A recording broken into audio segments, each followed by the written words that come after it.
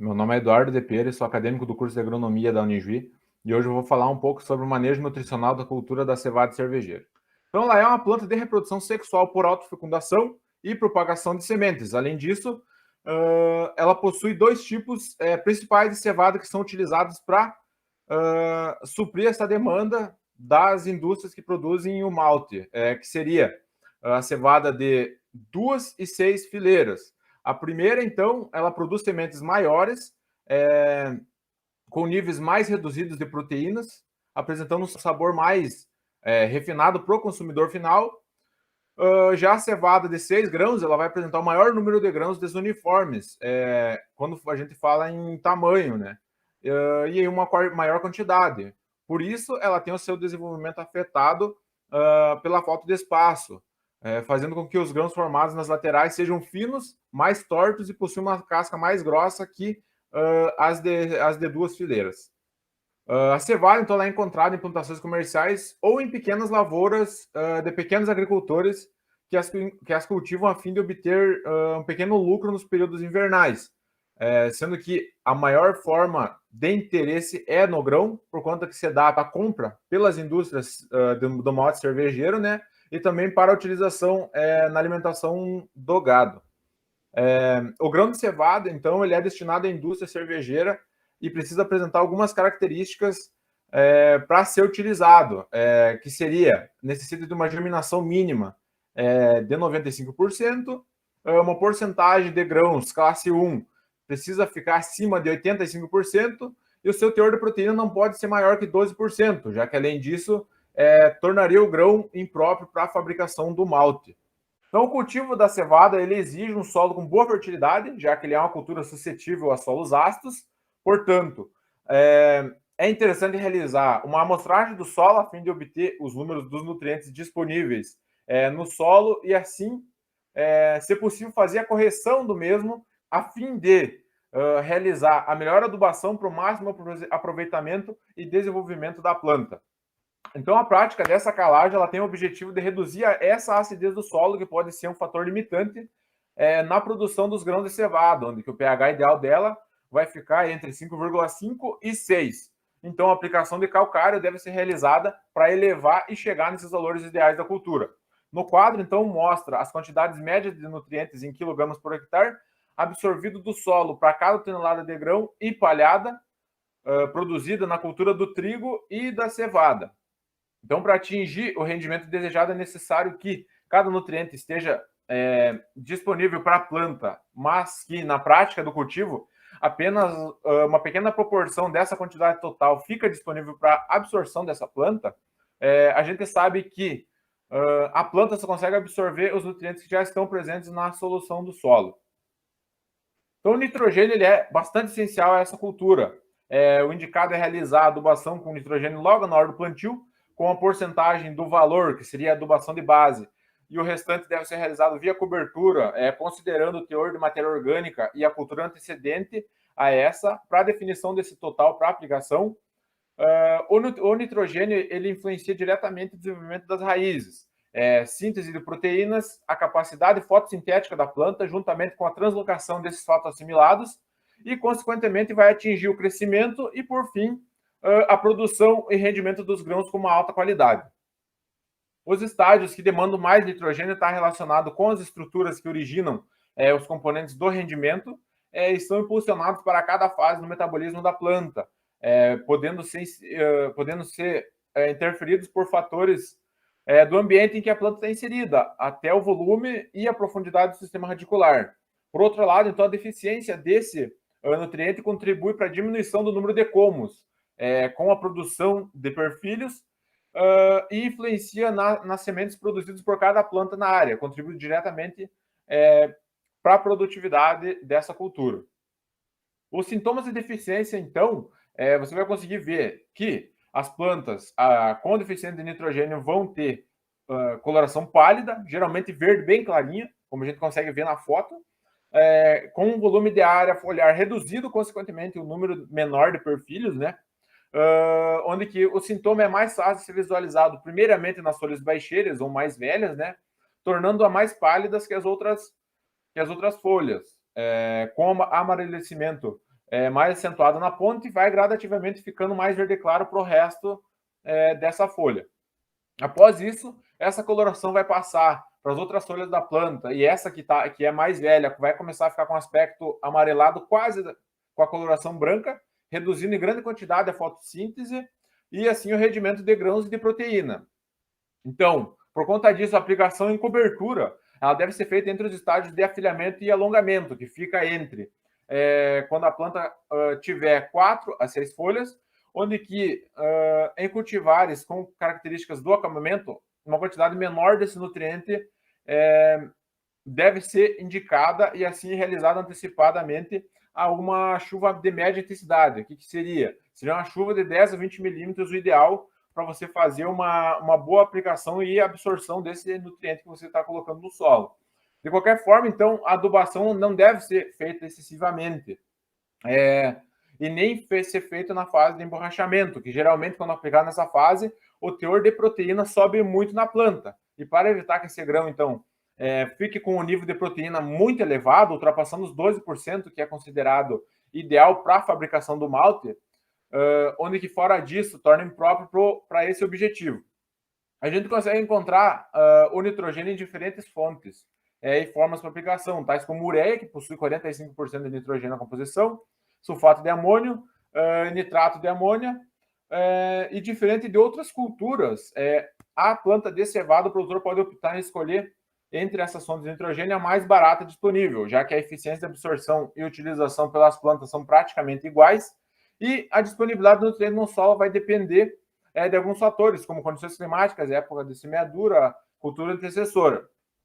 Nas áreas que a cultura antecessora foi a soja, o nitrogênio vai estar em maior quantidade no solo, já que a mesma realiza uma fixação biológica, onde que ele fixa mais ou menos entre 35, 45, 50 quilos de nitrogênio por hectare, e assim esse cálculo pode ser revisto, já que na maioria dos trabalhos eles apresentam que nem sempre, quanto maior a aplicação de nitrogênio, maior será o rendimento dessa cultura.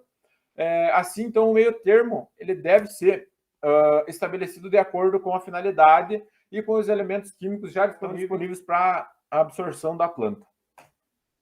Então, o fósforo ele é um elemento menos móvel no solo, mas que na planta ele possui uma alta mobilidade interna e assim vai ser essencial para vários processos de transferência de energia.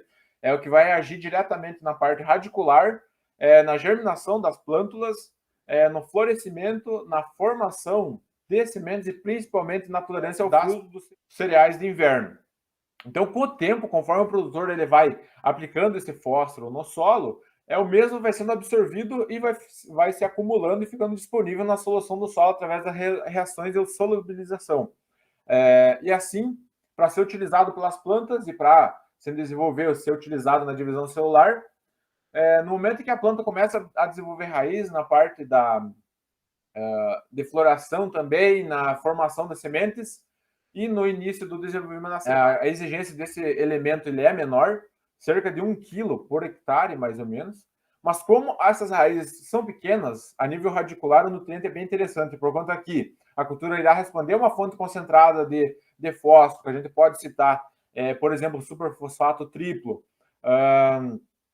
que fique perto da semente, onde que suas raízes irão entrar em contato com mais facilidade logo após o início desse desenvolvimento. E também para que no futuro ela consiga a absorção e assim determinar o rendimento desses grãos que são dependentes desse elemento. Portanto, então, a fonte desse fósforo ela deve ser disponibilizada na hora do plantio, junto aos outros nutrientes citados.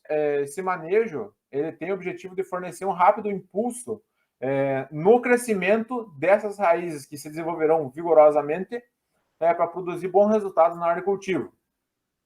Nos estádios de desenvolvimento subsequente ou mais avançados, a necessidade de fósforo é maior e vai refletir diretamente no acúmulo da biomassa da cultura. Geralmente, a planta necessita de mais ou menos 5 kg de fósforo acumulado e absorvido para produzir 1 tonelada por hectare de grão. O que irá definir vai ser as condições de época do inverno, se esse inverno foi seco e atividades raízes da cultura irão ser muito pequenas, e irão se concentrar mais nas camadas superficiais do solo, tornando difícil a absorção desse elemento. O nutriente também ele possui muita dificuldade em ser absorvido pela planta em áreas de predominância de acidez do solo, pois o alumínio impede significativamente que a planta absorva o fósforo disponível, tornando a correção necessária para o cultivo e melhor absorção desse nutriente. Os sintomas de deficiência seriam, você vai conseguir observar na lavoura um baixo vigor, com plantas visivelmente mais finas e possuindo folhas com coloração, um verde bem clarinho e uma leve mancha amarelada e visivelmente observada nas pontas dessas folhas mais velhas, e que com o passar do tempo essa mancha vai passar para a parte de baixo da folha, sendo que a base vai continuar com a coloração verde escura. Para evitar então que a área fique de tal forma, o manejo ele deve ser preventivo com a correção de solo, pois quando a cultura já está estabelecida, fazer essa reversão do quadro de nutrição de fósforo é muito difícil, já que os fertilizantes foliares são pouco ou nem são eficientes para essa cultura. Então, o potássio ele é utilizado em altas doses na hora do plantio e serve principalmente para a realização da fotossíntese da planta, transporte de açúcares, manutenção do estado da água e regulação da abertura ou fechamento dos estômatos da planta.